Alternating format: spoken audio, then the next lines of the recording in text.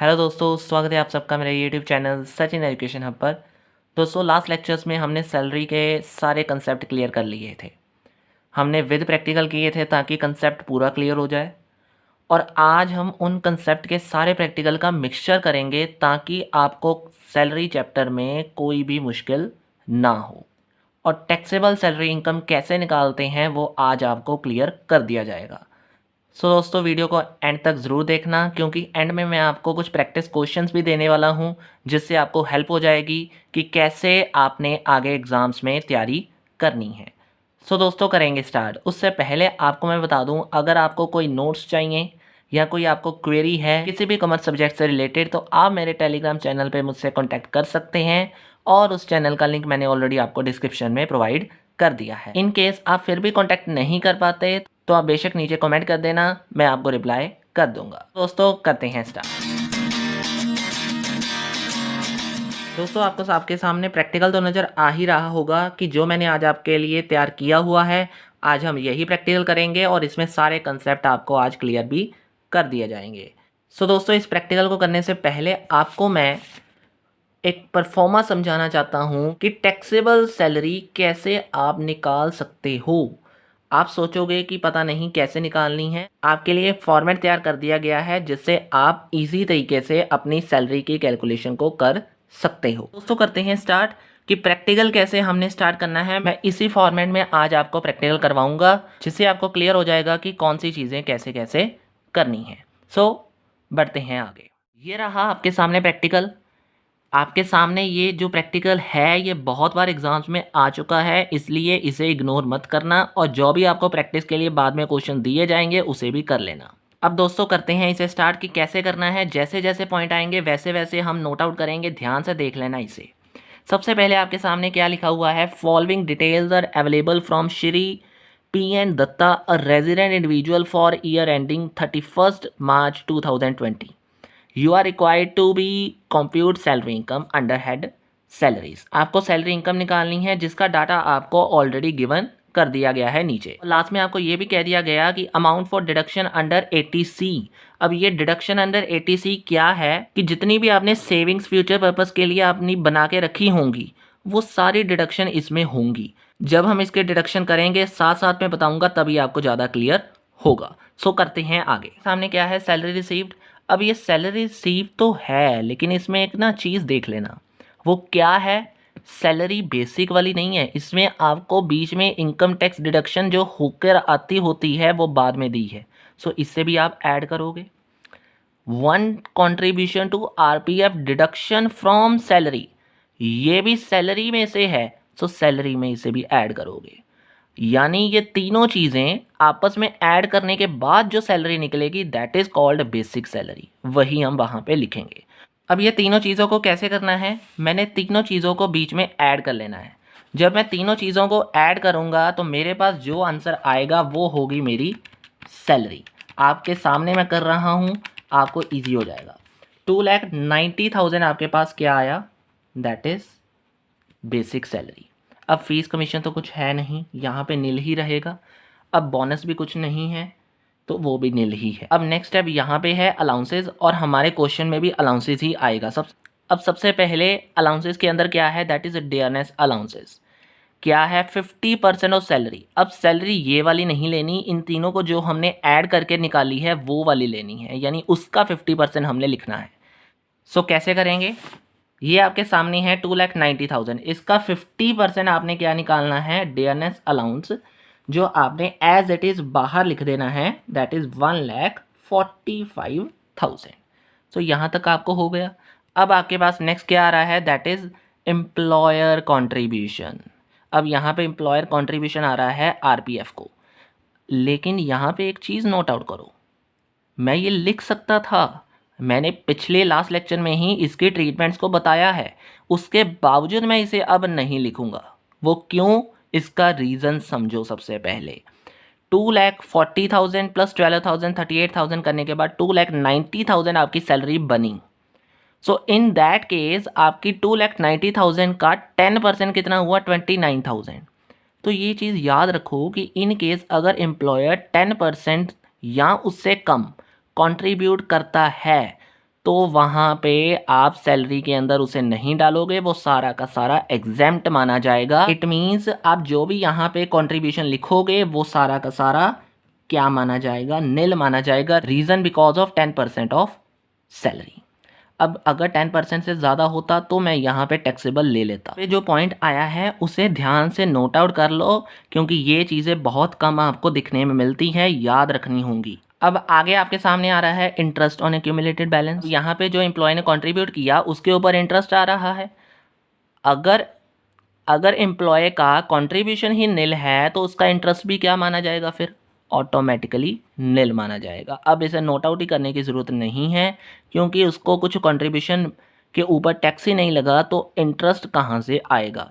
He is provided with furnished free quarter for residential purpose in Kolkata. Kolkata में employer ने अपने employ को furnished free house दे दिया, owned by employer, जिसको employer खुद ओन कर रहा है, जिसका रेंट है 8,000 पर मंथ और कॉस्ट ऑफ फर्निशिंग है 9,000। गार्डनर की सैलरी भी दे दी। अब यहाँ पे ना पॉइंट नोट आउट पहले ही कर, मेरे पिछले लेक्चर्स देखे हैं तो आपको मैंने परक्यूसेट्स के अंदर ये पॉइंट बताया था कि अगर गार्डनर सैलरी एम्प्लॉयर ने अपने घर के साथ दी होगी तो वहाँ पर आप गार्डनर सैलरी को एग्जेम्प्ट मानोगे, नहीं लिखोगे। नेक्स्ट आपके पास क्या लिखा है, पॉपुलेशन। तो ये केस हमारा क्या है, परक्यूसेट्स का रेंट फ्री अकोमोडेशन वाला। तो आपको पता है कि सबसे पहले अनफर्निश निकालना होता है, फिर फर्निश की बारी आती है। सो अनफर्निश निकालेंगे, क्योंकि पॉपुलेशन 25 लाख से ज़्यादा है तो आपको 3 केसेस याद हो गए। अगर नहीं है तो यहाँ पे पहले ही देख लो। आपके सामने मैंने ये तीनों चीज़ें इसी फॉर्मेट के अंदर लिख दी हैं। सबसे पहले आपके सामने क्या लिखा है कि जहाँ पे अकोमोडेशन गवर्नमेंट एम्प्लॉय की हो तो वहाँ पे लाइसेंस फी लगती है। अगर अदर देन है तो 3 केसेस आते थे, city more than 25 lakh, city 10 lakh से ज़्यादा और 25 लाख से कम, दैट इज़ 10% ऑफ सैलरी, और सिटी की पॉपुलेशन 10 लाख से कम हो तो 7.5 सैलरी। तो उसके बाद अगर होटल की बारी आ गई या लीज़ की बारी आ गई तो 15% ऑफ सैलरी, और एक्चुअल लीज़ या रेंट जितना एम्प्लॉयर द्वारा पे किया जाएगा उसका लोअर ऑफ देखा जाएगा। ये तो केस हो गया। अब आप इसके बाद क्या देख रहे हो कि यहाँ पे star market 10% per annum on furniture cost है। यहाँ तक तो आपका अनफर्निश निकल आया, यानी अनफर्निश के बाद आप क्या करते थे, अगर तो रेंट भी ओन कर रहा है एम्प्लॉयर तो रेंट भी ऐड होगा। अगर सिर्फ घर है, एम्प्लॉयर का रेंट नहीं है, तो वहाँ पे आप सिर्फ फर्नीचर का 10% ऑफ कॉस्ट ले लोगे। देखोगे आपके सामने लिखा है कि cost of furnishing is 90,000। So gardener salary तो लेनी नहीं है, पॉपुलेशन हमारी 25 लाख से ज़्यादा है।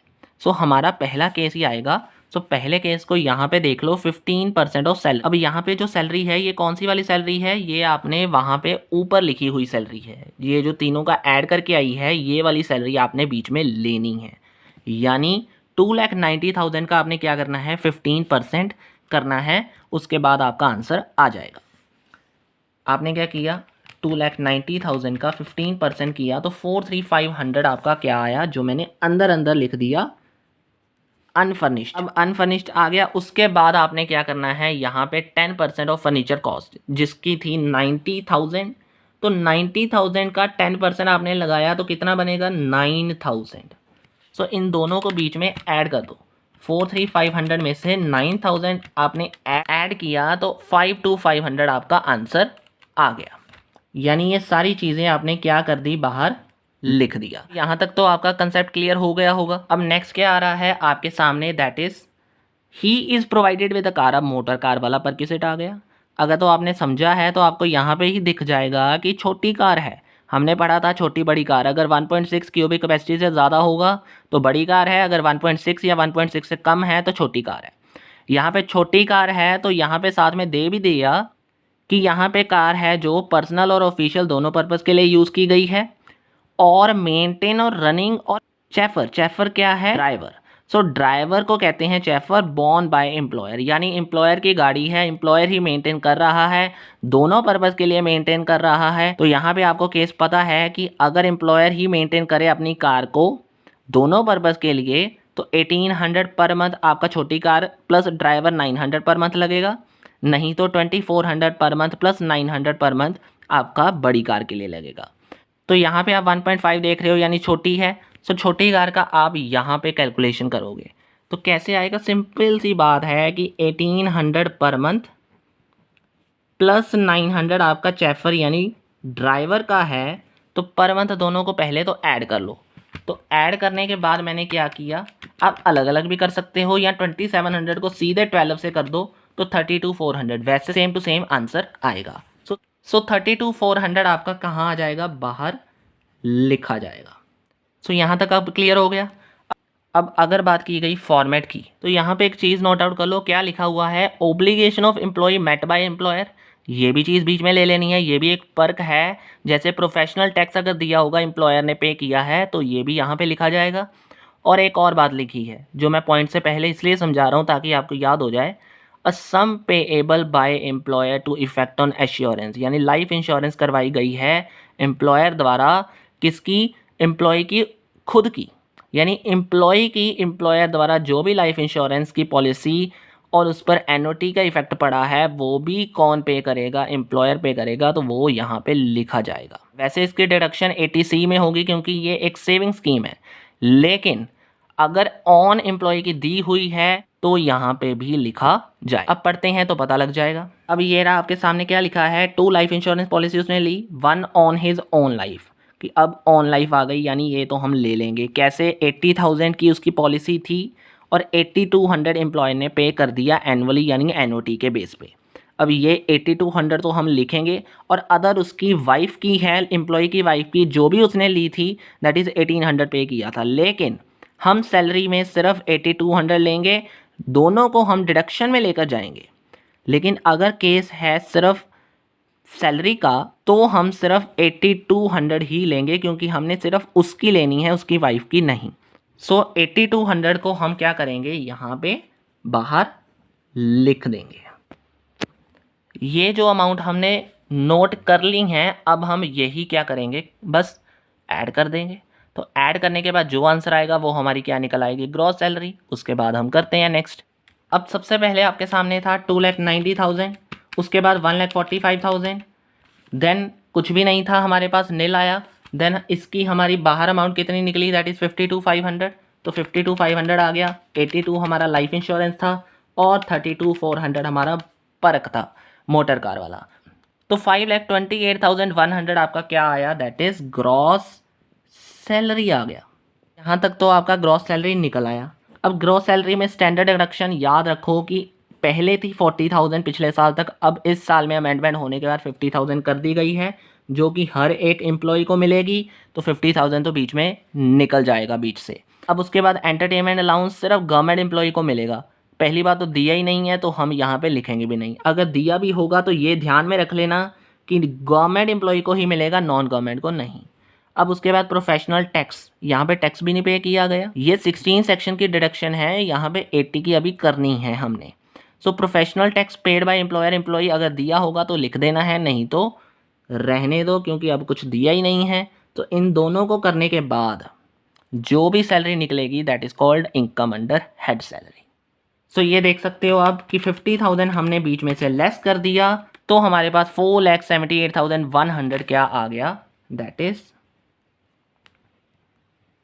Income under head salary. So यहाँ तक आपको कंसेप्ट क्लियर हो गया। अब लास्ट में हमारी 80C की डिडक्शन है, वो भी करना सिखा देता हूँ, तो आपको कंसेप्ट पूरा क्लियर हो जाएगा। अब यहाँ पे हम करेंगे 80C डिडक्शन। सबसे पहले तो मैं वही लिख लेता हूँ कि LIC प्रीमियम है जो वो डिपॉजिट किसने करवाया था, एम्प्लॉयर ने, और वो एक सेविंग स्कीम है जिसके द्वारा मैं 8200 यहाँ पे लिख लूँगा। और उसके बाद उसने अपनी वाइफ का भी करवाया, सो मैं वाइफ का यहाँ पे LIC देख लेता हूँ कितना है हमारे पास, 1800, वो भी लिख लिया मैंने। अब इसके बाद हमने चेक करना है कुछ और तो नहीं बचा हुआ। सो ये रहा क्वेश्चन आपके सामने, और स्टार्टिंग से देख लो, सैलरी तो लिखनी नहीं है, बस ये रहा 1 कंट्रीब्यूशन। ये कंट्रीब्यूशन भी एक सेविंग है, क्योंकि RPF के अंदर की गई है, तो RPF एक सेविंग स्कीम है। सो 38,000 भी आप यहाँ पे नोट करोगे। सो यहाँ पे लिखो 1 कंट्रीब्यूशन जो भी था RPF का, वो यहाँ पे आपने 38,000 लिख दिया, और तीनों का करने के बाद जो निकलेगी डिडक्शन, वो क्या होगी हमारे पास, 80C के अंदर सैलरी में से डिडक्शन। सो 48,000 आपका आंसर आ गया। सो 48,000 आपको क्या मिली, 80C के अंदर डिडक्शन मिल गई। सो ये थी आपके सामने कि 80C की डिडक्शन हमने कैसे करनी है और परफॉर्मे की हेल्प से हमने कैसे सम को सॉल्व किया। अब यहाँ तक हो गया। अब मैंने कहा था कि आपको कुछ प्रैक्टिस के लिए क्वेश्चन दूंगा, तो आपके सामने आपको नज़र आ रहे हैं, ये रहे आपके सामने प्रैक्टिस क्वेश्चन। अगर आपको इसका एक PDF चाहिए तो आपको मेरे टेलीग्राम चैनल पे मिल जाएगा और इसके नोट्स के भी PDF आपको वहाँ पे अवेलेबल मिलेंगे। अगर आपने मेरे से बात भी करनी है तो आप वहाँ से आसानी से मेरे से कॉन्टैक्ट कर सकते हो। सो दोस्तों, आज के लिए इतना ही। अगर वीडियो अच्छी लगी है तो लाइक, शेयर एंड सब्सक्राइब जरूर कर देना, और अगर कोई प्रॉब्लम आई हो तो नीचे दिए गए कमेंट बॉक्स में कमेंट भी कर देना। Thank you very much.